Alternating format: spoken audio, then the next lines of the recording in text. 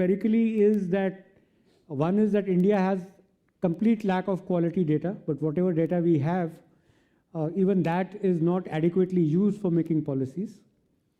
Second thing is, policies are made without adequately taking into account the felt needs of the people. I mean, you are saying that we are going to do this, your priority is education, or your priority is health, but do people find that indeed as their own priority? There is no mechanism for people to tell the government, listen, you want to give us a school, but what we need is drinking water, or the other way around. So there is no such mechanism. There are, so how do you then support policy? So then you find that somebody will take a decision somewhere that people need a school, and then they will create a study which the person who decided the policy will, fund a study to say how well the schools are performing. So you are actually creating evidence to back the decision that you have taken. Yeah, so if everything is in the part of the same ecosystem and there is no independence of evaluation, you would find that things would go a little awry. I also talked about in the morning that there are a lot of policies that are written down where the intent is very good, but the implementation is, the outcome is entirely something else. So there are a lot of gender balancing areas, a lot of dowry areas, a lot of other areas where the outcome of the policy is turning out to be the reverse of the intent. So what is it that we can do? So we have a very distinguished panel indeed, and the way we have structured it is everybody makes an opening comment of about 5 minutes, and within that makes 3 solid recommendations in terms of what we ought to do, and after that we'll get into a discussion. So let me start off with Dr. N.C. Saxena, who's like the Bhishma Pitama of... Ever dies of hunger. All children are immunized. If you look at the Anganwadi registers, you will find only 1% children are malnourished. Jharkhand's registers show that only 0.5% children are malnourished. So Jharkhand is as good as Norway and Sweden. So therefore, this data must be put in the public domain and compared with the evaluated data which comes from the National Family Health Survey. That is my first recommendation. And if you do not do that, you can never establish accountability. Prime Minister may be very worried that, look, we are not able to achieve our targets in nutrition or health, but that worry does not get translated to down to the district level, to the level of the subdivisional officer or CDPO or the Anganwadi worker, etc. The second recommendation is that we are not measuring many outcomes. Our administration is input-based. Whenever we provide inputs, we take it for granted that outcomes are being achieved. Look at the quality of education. I went to a school in Jharkhand. I wrote on the blackboard 31 minus 18. This was class 5th, and 50% children could not do a 2-digit subtraction. When I went to the collector, and he was one of the best officers of Jharkhand cadre, I said, Nitin, what happened? Don't you monitor quality? He said, sir, you are the first person to be asking me this question. Government has never asked me this. Government wants to know how much money was given to you, how much was spent, how many classrooms built, how many teachers are appointed, and so on and so forth. So we are still input-based. We don't monitor outcomes. Now, Niti Aayog has started monitoring outcomes, but that's not enough. It's not enough to say that UP is last in health. You must also tell UP, why are you last? Are you not spending money? Are your doctors absent from duty? Is your record not well maintained? So unless you also do process evaluation, or maybe the tenure of collectors is very short. In UP it is said that अब तो हफ्ते की posting होती है तो हफ्ता बनाते रहते हैं. हफ्ता बनाना means making a lot of money.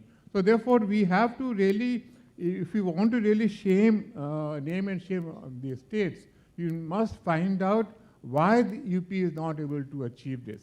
Absenteeism must be monitored, because if you take today, if you draw a circle of 100 kilometers around Lucknow, you'll find all doctors are, they have a private practice in Lucknow.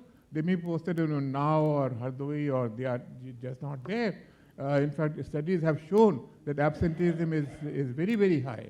And then lastly, we should also find out why, in the MDGs and the SDGs, we find that Bangladesh and Nepal and Vietnam, countries poorer than us, are doing much better than us.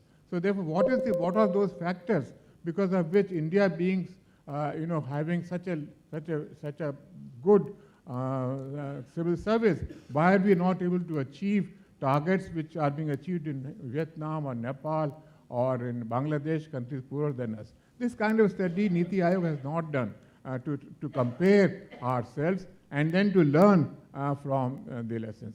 Lastly, I will say just half a minute that our data, we should also find out that whether this data which is being generated at the level of the collectors and goes to the state government, is that also should be put on the website so that everyone knows that this is the difference between the evaluated and the reported data. But the WCD, Women and Child Development Ministry, they are doing just the reverse. They don't put the data which comes to them from the states.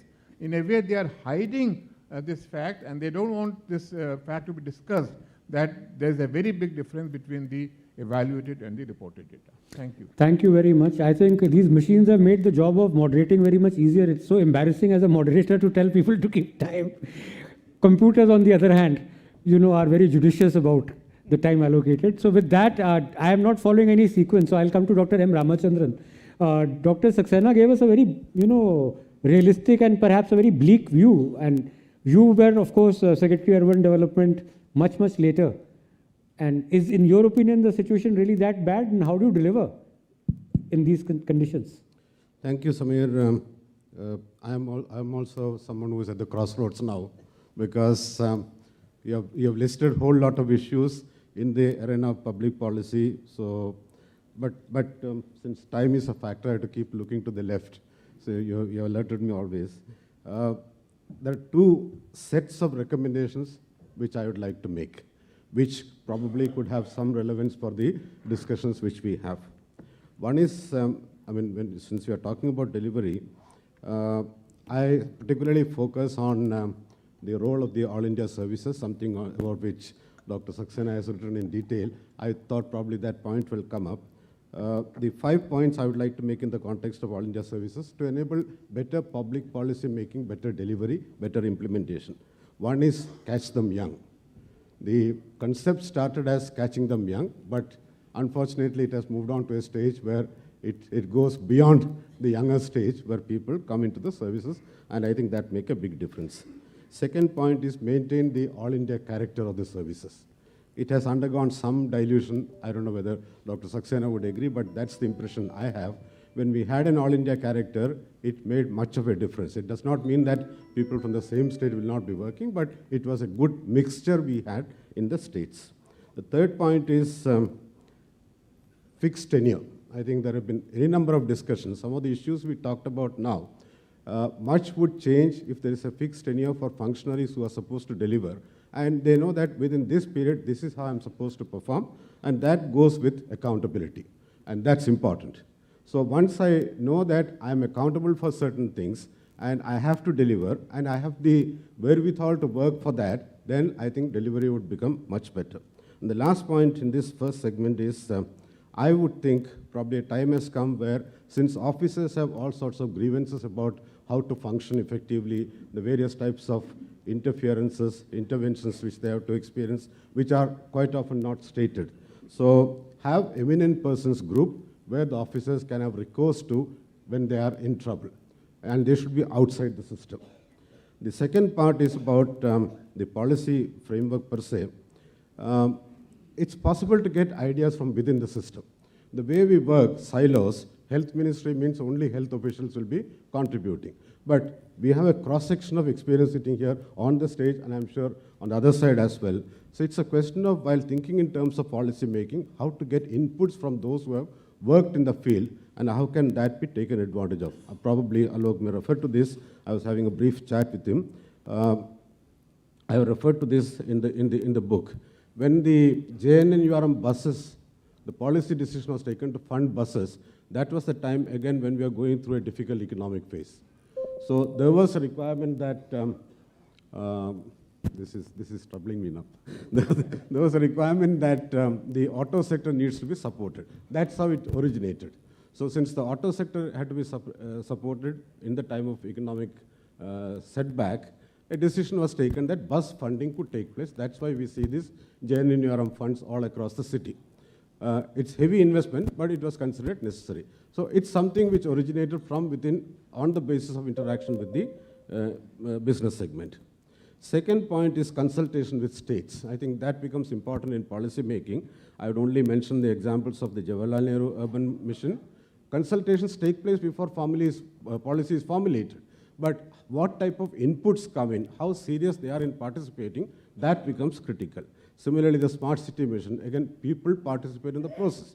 So ideally, the smart cities plans which cities have, that is a continuous, that is a presentation of what the citizens want. So there are processes in position. It's a question of how best people take advantage. Let's not blame the system only. There is another segment which is supposed to participate and contribute to the process.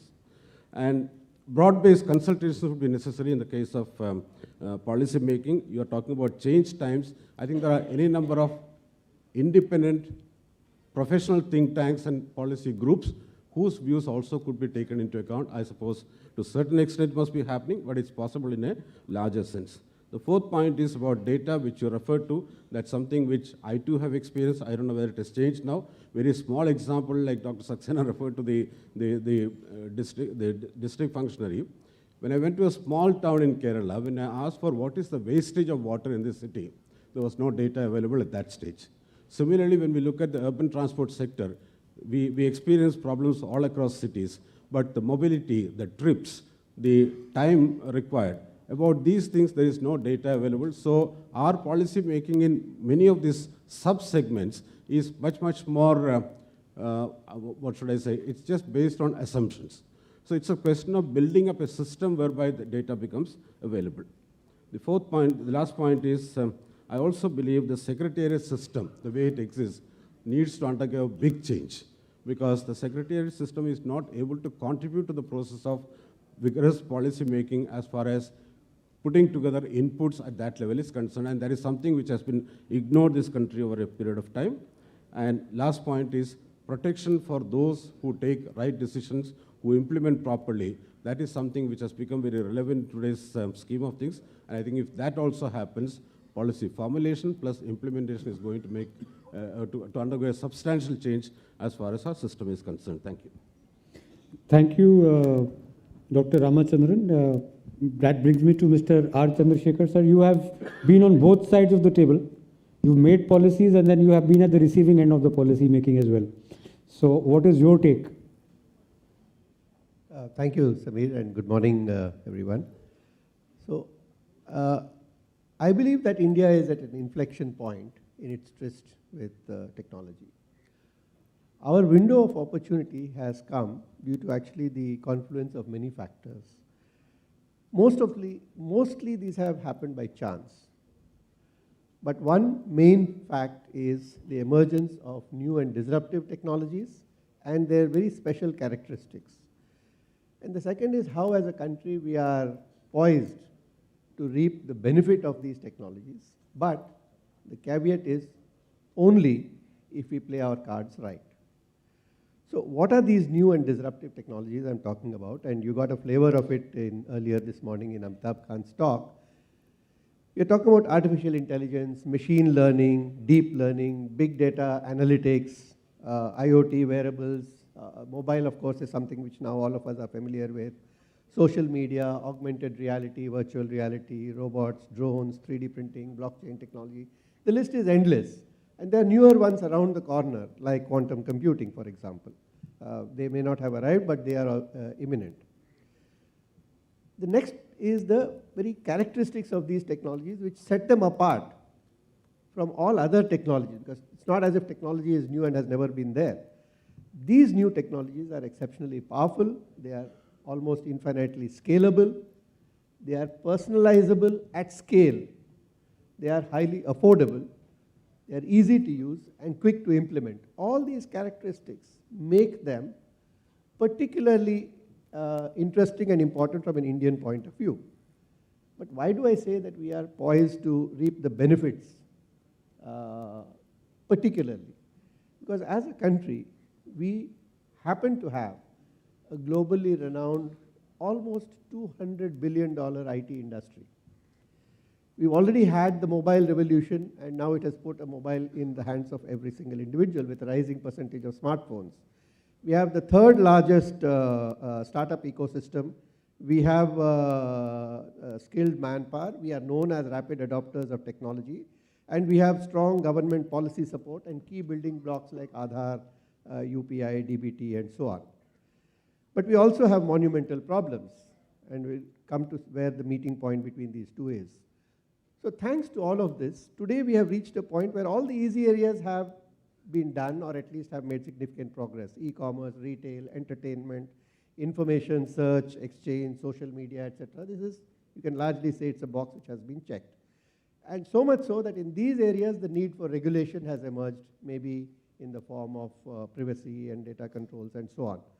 But the real opportunity for India is to lead in the social sector, healthcare, agriculture, education, etc. But this is not happening on its own. Yes, there are, certain things which are happening. Again, specific examples were mentioned by Amitabh Kant. But if you look across the board, they are not making that kind of an impact which perhaps one would have liked. So market forces alone, I would argue, are not enough. And we have not yet reached the stage where you need to control. And in fact, if we start controlling before they have proliferated, then we may actually be throwing out the baby along with the bathwater. So in these areas, the policy and approach of government is important, because in the social sector, the government is both a policy maker and a provider. It's a regulator as well as a provider. So to optimize our outcomes, we need three kinds of regulatory or policy interventions. Number one is to get rid of certain legacy regulations, which may have been good at that time, but today they have become impediments. Second, to bring in regulation which enables. Controls, of course, can come in later. And as it was mentioned by Nishit Desai in a very interesting article recently, the future is primed to witness an interesting interplay between innovation, value creation, and regulation. And of course, technology drives all of this. So let me come down to the three recommendations and one observation, which I would like to leave with this House. The first is, it's important to ensure healthy competition in the telecom sector. Why have I suddenly jumped to telecom? Because it's on the telecom infrastructure that this entire digital dream rides. So it's important for the government to focus on the multiplier effect of telecom and not on only the direct revenues. In fact, the National Digital Communications Policy has said something to this effect, but I think it needs to be seen in practice. And it's important to balance the interests of the consumer and the telecom players. And why a very low cost to the consumer in the short run may not always work out in the long run. And it's important to ensure that there is adequate competition. That's the best safeguard for the interests of the consumer over time. The second recommendation is that the government should encourage and enable private sector investment, innovation, and provision of services and value-added services on top of government services, especially I'm talking in the context of the social sector. So a conducive policy and regulation, which I have already mentioned the kinds of regulation required. But there is an interesting opportunity here to not only address the problem, but also create jobs in the process. And there are interesting examples in healthcare. Books have been written about this, so I can't go into the details in the limited time available. Again, there are impediments. In the area of medicine, for example, you can provide remote care. You can use AI to provide much higher quality care at the home remotely, but it's not allowed. The regulation explicitly bars that. So there are lots of areas like that which need to be addressed. But the government also needs to, for example, ensure that there's interoperability between different players. So if you find that the healthcare is enabled, but it's all in islands and they cannot speak to each other, again, from the perspective of a user, the system will have its own limitations. core infrastructure is provided by the government. We've seen examples like UPI, which have actually been hugely beneficial. But there are problems when the regulator provides a core infrastructure and also becomes a player. And there are dangers that this might happen in some of the social sectors. So these are the three main recommendations. The last observation I want to make is that all these amazing new technologies are arriving without any moral, social, or ethical compass. The technologies by themselves don't have that. It is we human beings who provide that, depending on how we deploy them and how we use them. And therefore, it's important to be watchful as to how they are being used and whether there are any risks or dangers that are creeping in which need to be addressed. Finally, I want to congratulate Scotch and Samir on having introduced a Twitter of policy making, because 5 minutes on weighty policy issues, I think, is compressing it to the maximum, or to use the startup language, an elevator pitch for policy. Thank you. Thank you very much. Zohraji, you have been advocating for gendered policy making for a very, very long time. I think you've spoken, you've even written in the UN on the subject. So how do you think is Indian policy making delivering for women? There's a mic right next to you. Thank you, Samir, for inviting me. And no doubt you've invited me here as in my previous hat as Member Secretary, National Commission for Women, but I'm proud to be a former Secretary, Government of India as well. And yes, to answer your question, policy is very important for women. Why not? As important for women as for men and all the rest of us. And we've been talking about it like for so very long. The Commission on Status of Women was first set up in 1946. The focus has been brought on them time again. We have so many international forums, declarations, the Beijing Declaration in 1995, committed to equality, development, and peace. Then the report of a high-level committee on status of women in 1971 towards equality. The International Women's Year 1975, the CEDAW, the Convention on Elimination of Discrimination Against Women in 1979, then the Millennium Development Goals were sounded, and a national mission for empowerment of women was set up under the PM more recently in our own country. However, despite all these announcements, we don't really see anything really happening so seriously on the ground.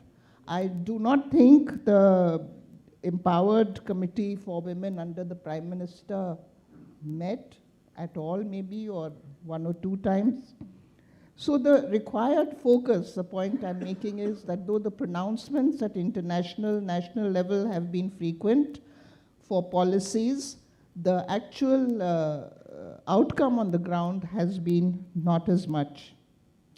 But important laws have been passed. There have been very important laws passed. The right to property, Mr. Saxena deals with in his book. The Equal Remuneration Act was passed in 1976, but look at the penalty, 10,000 to 20,000 rupees, and imprisonment 3 months to a year, and if you fail to provide the records, rupees 500. So it's very simple. You just don't produce the record, you pay 500 and it's over. So these are laws which are, you know, they sound laudable, they have noble intentions, but they really don't translate to anything.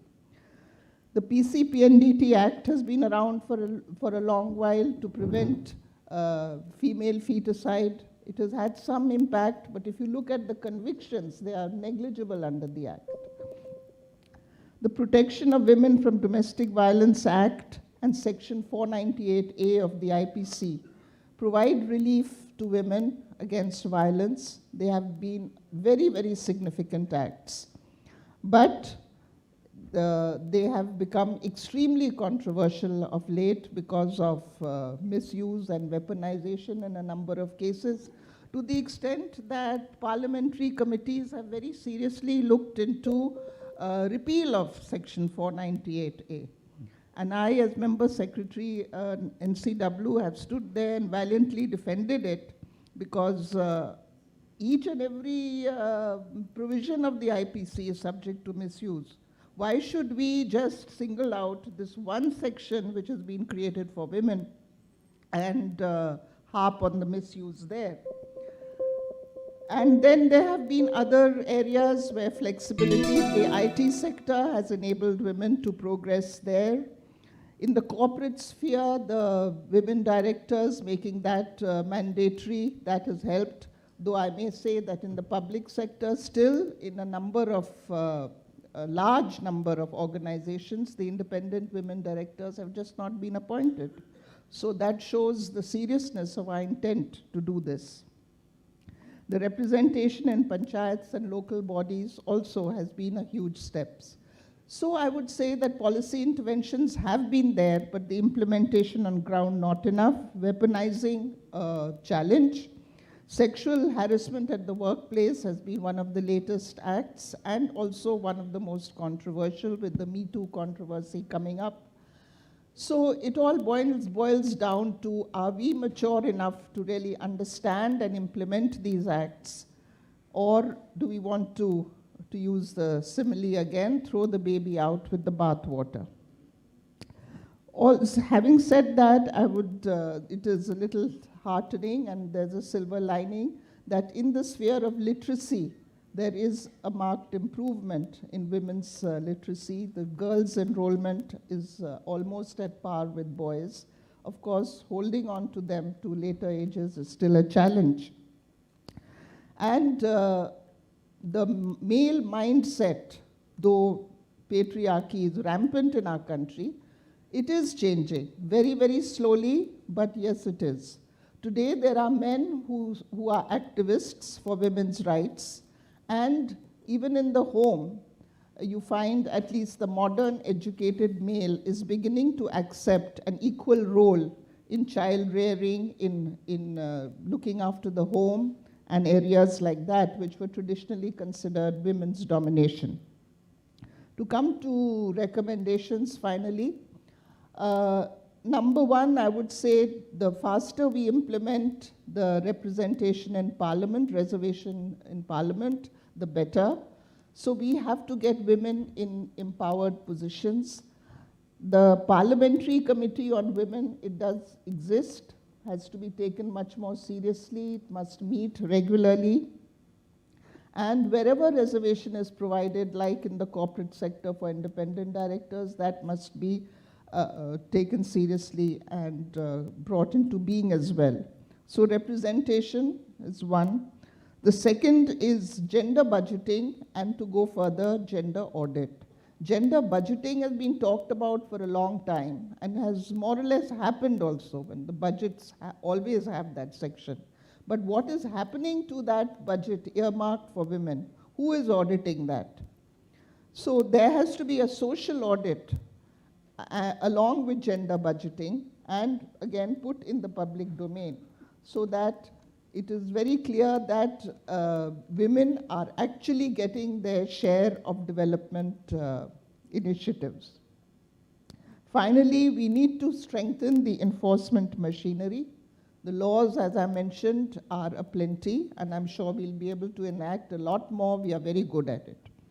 But the enforcement mechanism is where we are lacking, and the monitoring as well. So I have seen women languishing in jail.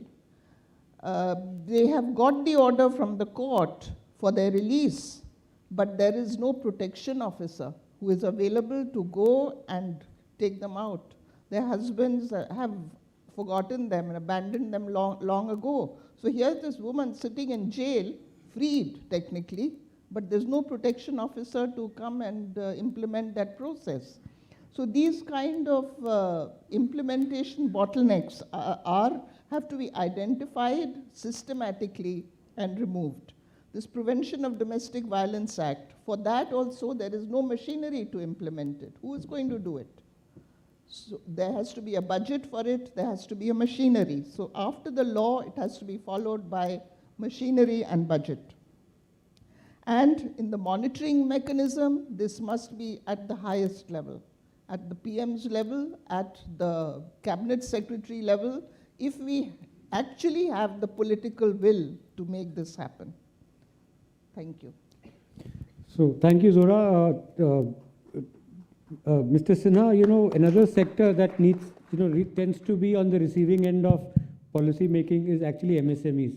While I completely agree with a lot of things that Zora ji said, now imagine, read all the legislation that has been made to protect the women, and then look at it in the context of a company that employs only about 10 to 12 people, and then understand why more and more MSMEs are deciding not to hire women.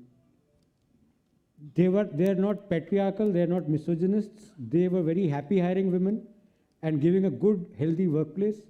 But just look at the number of compliances that are women related that they need to do. If someone gets late, you have to send a car and a driver which is company owned. You don't even have a company owned car. You don't even have a company owned driver. So, you know, the intent of policy may be good, but it may end up in lesser employment opportunities. So I think that sense of balance the government needs to find. Similarly, the maximum lip service has been on policy making to MSMEs. Everyone sheds crocodile tears for MSMEs. Nothing is done for them. The first report that I have seen with a great amount of clarity, and we are proud to have featured that report in this, is Mr. Sinha's report on MSMEs. So how do you propose to solve access to credit and this GST discounting through TEDs? What can we do to help MSMEs? Thank you very much. I will confine myself to the report on MSME sector. I won't talk about other sectors. And there also I will further confine myself to access of finance to the MSME sector. The first point I would like to make here is, and you rightly said that there have been several reports of several efforts. So the first point I would like to make that this committee has tried to thrust, or the thrust of the committee has been towards segregating the role of the government and the regulators from policy making on the one side, and on the other hand also in operations of these policies. What has been happening in the MSME sector for over 50 years now is that government thinks that they have the responsibility to do the policy making, but they also have to implement it through the public sector banks. In the process, the role of the market has been thoroughly relegated, and it has not been very well understood. So what this committee says, it has made a certain number of recommendations about where the role of the market can come in. But the committee has also made recommendations about certain reforms in the existing programs of the government. I'll start with the credit guarantee schemes of the government. For example, there are at least 3 credit guarantee corporations. One is called the National Credit Guarantee Corporation. Another one is the Credit Guarantee Trust Fund. There is another one called micro units.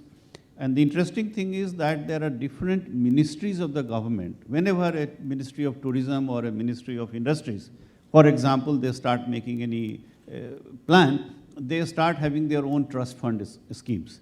So the committee has recommended that please combine all these into one unit and enhance the limit of rupees 10 lakhs that we have right now for credit guarantee to 20 lakhs. And include the self-help groups also within this limit. And for farmer producers organizations, the committee has recommended that from 20 lakhs to 1 crore, any loan given to the FPOs should also be covered. We have also talked about the delayed payments, which is a very serious problem for the industry. And because they do not have the advantage of power of bargaining here, the delay goes on and all. And unfortunately, the major defaulters are government departments and the PSUs. So we have recommended that let there be a system whereby all the invoices raised by all the MSMEs are given to an information utility. Fortunately, information utility concept has come through the IBC, and fortunately because of the GSTN now there is a lot of data support available for these invoices to be posted. And then there will be one officer from the Ministry of MSME, where all this data will be posted and they will be monitoring it. So it will lead to a certain amount of naming and shaming. Another thing we have talked about is the priority sector lending target. The committee has suggested that let us have a concept of adjusted priority sector target. What it means is that there can be specialized lending agencies. Every bank need not do agriculture plus MSME plus exports and all these things. So if some bank, some lending institution is going for 40% or 50% of its whole lending only to MSMEs, that should be encouraged. And in priority sector lending, there is a concept of if there is any shortfall, then that money is today given to NABARD or SIDBI and other things. The committee felt that this priority sector lending shortfall should go to the state governments, and the state governments should use this money for the purpose of creating infrastructure, especially in clusters. Coming to the point that you raised about trades, the committee has recommended for a mechanism whereby there is a second window also of trades.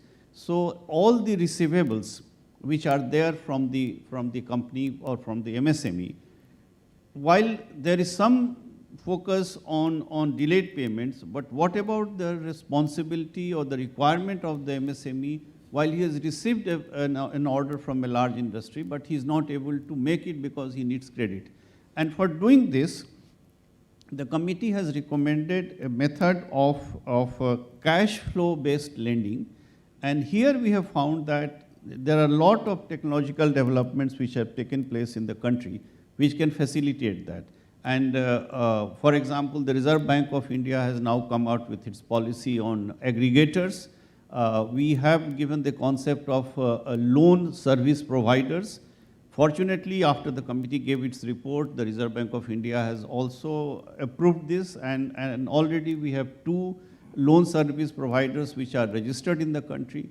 The way it operates is that the loan service providers which are licensed by RBI, they can have access to all the invoices that have been raised by an MSME through the GSTN being a part to it, and also all the invoices that have been accepted by the buyer, that can also be entered into the system.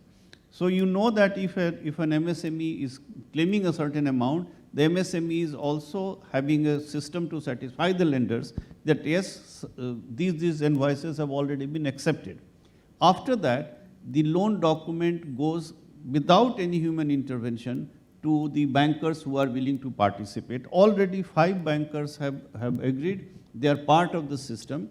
And then there is an algorithm based on what that particular bank thinks as its risk metrics, whether they are willing to provide a loan to a particular type of industry, particular type of activity or not. And then they also have a choice to do their own pricing. So hopefully out of these 5, any possible borrower will get 2 or 3 quotes. And once he gets these quotes, he can then decide when the loan can be given.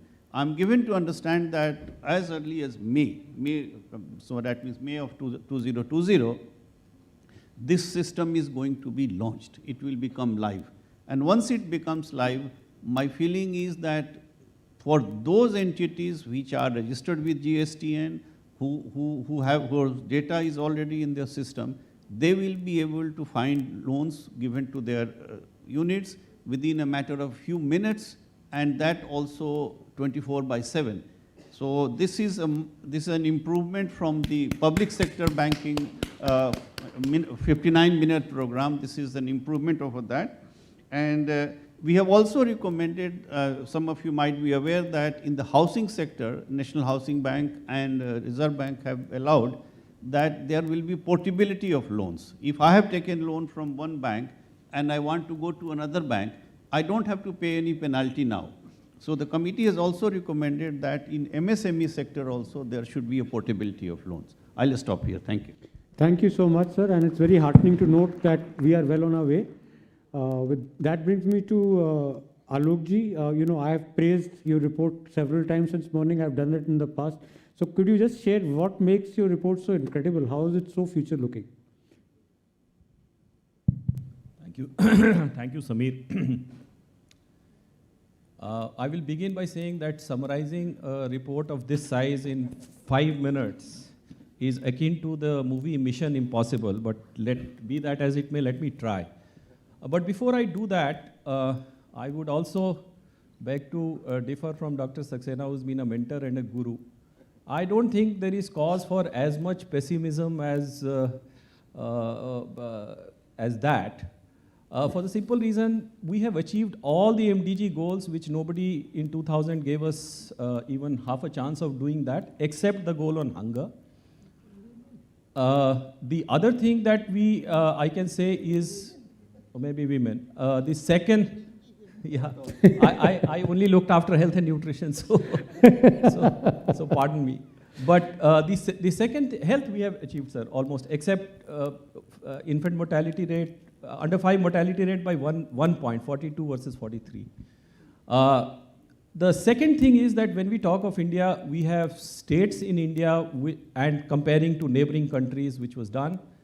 We have in India states which have health indicators almost equal to Nordic countries, and we have states in India which are probably worse than Sub-Saharan Africa. So when we talk of India, we also need to keep this distinction in mind that the same civil service, the same governance system in some states have been able to achieve far better results than in other states. So that must be stated.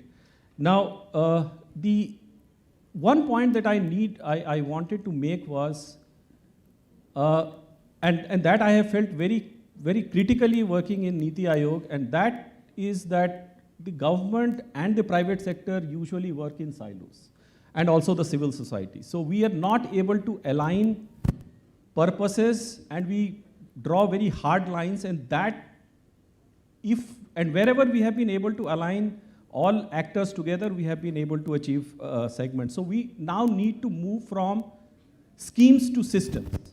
We now need to see all the actors, including government being a major actor, but we need to look at the role of all other actors and how all those can align.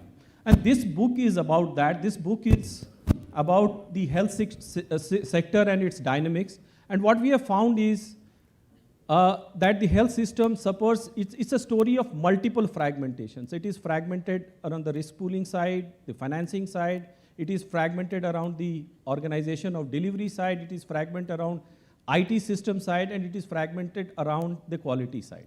What do I mean when I say fragmented? So now, I don't think anybody in this room would know that 98% of our health facilities have less than 10 workers each. So when we go to AIIMS, when we go to Maxes, when we go to Apollos, that represents just 2% of our health facilities. Now think about building a health system with that kind of fragmentation in the 21st century. Then if you look at the financing and risk pooling side, each of the individual households, the majority of the financing of households comes from out-of-pocket expenses. So each household is functioning like an insurance agency for its own. Now we have about 70, 80 million, because 60% of our, or 62% of our total expenditure is out-of-pocket expenditure. So imagine now a large number of small payers. Even the balance 36% is divided into multiple payers. Look at, even in the central government, we have a CGHS, we have a ECHS, we have a ESIS. Every state is a separate payer. None of these payers have a scale and size that would lend itself to efficiencies. Now, what is our response? We find a problem and we design a scheme. So we designed a scheme called National Health Mission. When we found that we had very small vertical programs, we designed a public health strengthening scheme called NHM. Then we had a problem, we designed an RSBY to do something of hospitalized treatment. Now these schemes are good in itself and they fill a gap, but they don't address the entire ecosystem. And the entire ecosystem, unless we able to assess, and this book is about finding policy options which we have suggested, because there are no right answers. There are pros and cons of every decision that we take, And as a society, we need to take this decision. But we don't find this conversation. When I talk to my private sector colleagues, they feel that we are all in the government sector trying to curb all the entrepreneurial skill, vigor and energy that they want to bring. When I look at the government colleagues, they are looking at, oh, we have only this much budget. What do we do with this budget? We can only do this much. And therefore, nobody is looking at the system in whole. And I think that is a graduation which we need to take up. The government of India really needs to move much more, it needs to be much more strategic about every sector that it is looked at, more particularly about the health sector. The state government should be doing many of the functions that the government of India is currently functioning, and the state government needs to further delegate many of its functioning to the district levels and below district levels.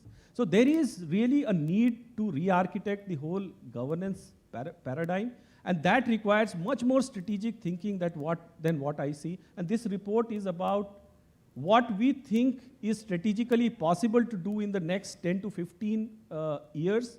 And there are immediate short-term options, there are medium-term options, and there are long-term options. And I invite all of you, this book is available on the website of the Niti Aayog. We need this conversation as a society because the health system will concern all of us, whether rich, whether poor, all of us will be facing the consequences of the action and the strategic decisions. And unfortunately, as one of our former prime ministers said it, not taking a decision is also a decision. So if you don't do default mode, we will come to some kind of a health system, but that will not be the desirable state of affairs where we want to. So we need to be much more strategic, and that is what I argue for in this book. Look forward to your comments. Thank you very much. Rakeshji, you are a consumer of this book. So what is, from a consumption perspective, what do you think about the book and the policy?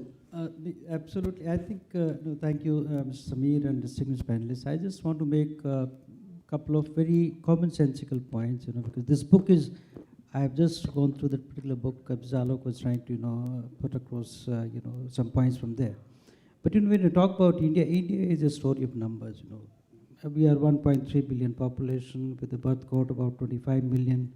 Each year we add one Australia. You look at our under 5 mortality. We contribute nearly 20% to the under 5 mortality, nearly 25% to our newborn mortality, 20% to the total population of the world. You look at anything, we talk about tuberculosis, we contribute 25%, 30% is absolute poor which live in India. So any numbers you talk, I think the numbers, they really, we get flabbergasted on this. However, India is also a story of, I would say, a success story in making. And how I say so, because you look at our under 5 mortality. In 1990, it used to be 126, it's come down to now 37. Look at our newborn mortality, which is tremendous strides. Maternal mortality ratio, which used to be 550 out of 1 lakh mothers who used to die because of complications due to pregnancy, it has now come down to 122. But again, why even a single mother should die? Because, she's giving us a notice of 9 months, and still if she's dying, our health system is not really working in that particular direction. Our TT coverage, you look at our institutional deliveries, they have done tremendously well, more than 80%. We have achieved polio eradication, we have achieved maternal and newborn tetanus elimination. So anything you talk, so things have been improving, and this did not really happen in a day. Or let us say, it has taken a lot of time, starting from independence till date. And one thing which has really mattered the most is kind of investment in the health systems. I think that is the most and the foremost thing. But how best we can accelerate, I think this book talks about that better. Nevertheless, I think what needs to be done, and again I said these are all very commonsensical, we need to go to our basics, because in the health sector, my one point is that, you can't improve health systems without the human resource. I think health systems is the human resource. You don't need doctors. Our doctor-centric healthcare needs to be taken care of. Like we're talking, 90% you go to UK and EU, look at the care, who gives, it's basically those nursing staff. So how best we can, maybe the kind of multi-skilling or how we increase that. I look at one more point. Look, who conducts deliveries in UK it's 90% cases is the midwife. So why can't we have happen in India? So I think we need to focus more on paramedics, their skilling, and the staff nurses, how best they can provide care. The second important point which I want to make is is on the prevention, because there's a paradigm shift. Paradigm shift means the communicable diseases we used to have, when India got independent, more than 50% of deaths, they used to happen in less than 10 years of age group. I think that is the point, and mostly communicable diseases. In 1990, there was a transition from communicable disease to non-communicable disease. So currently, it's a non-communicable disease. And what I want to make a point here is that we need to work on the prevention side, because if suppose today I'm diabetic or hypertensive, it's a lifelong management, and then it really puts a lot of burden on your pocket. So let us start working on the prevention, which is absolutely important, because if we don't prevent, then the window of opportunity is gone, and then it's a lifelong management. So when we talk about those high-risk factors, let us start focusing on that. The third important point is the communications health. I think that is somehow I find is missing, or we are just doing in silos. So communications, I'll just want to give an example. For example, I was looking at the data on routine immunization coverage. 1 lakh, parents were interviewed by WHO for immunization, those who missed the vaccines. 33% of parents knew nothing about the vaccines. 30% parents only knew about the side effects, meaning thereby 63% of parents either knew nothing or they only knew about the side effects. I think the point here is that, and it's similar as the same for other diseases also. So we need to bring a sharper focus on the communication. We need to have innovative delivery system put in place. Everything can't be, kind in a traditional manner. For example, we had this mission Indradhanush, which has a huge success. So it was all about health system strengthening. We spoke about expanding the microplans of these ANMs. We talked about, the monitoring and evaluation. We talked about the capacity building. So it's all about health system. So why can't we have, those kind of models put in place for service delivery? One recommendation which I would like to make is that we need to have sort of missions, and Alok is here, I think, as a point I want to make to you, is that why can't we have a mission for tribal health? Because tribals are really pulling us down, in the health systems. So rather than having, we have national health mission, let us try to have a tribal health mission or sub-health mission. I think that'd be important. My last point would be, gender is something which Madam, put it across. And when you look at the SDG index, which on 19th we had this report launched, and the gender is the most critical, all the states have really done poorly on the gender index. I think that is, we talk about SDG 5. And gender, when we talk about, I think investment in gender is very important. Look at the girl child. Where do we invest?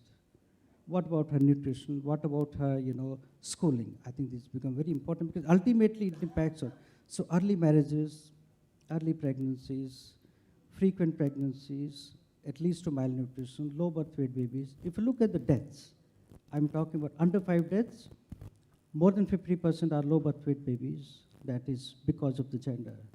More than 80% of newborn deaths is because of low birth weight babies, which is again the gender factor. I think we need to bring the gender in the real center stage. I think some we started like Beti Bachao and Beti Padhao, but I think focus needs to be more on the gender. And my last point is, and I think I've overshot the time, is we need to invest in youth as a CEO Niti I have mentioned. Because the very important point here is that look at the demographic dividend. We have this window of opportunity available till 2055. 36 years we have with us. So unless we invest in health, unless we invest in the education, quality education, and in skilling, I think we'll miss the bus. So I think I'll stop short here for the time being, and we'll take your call. Thank you. Thank you so much, Rakesh. I thank you all.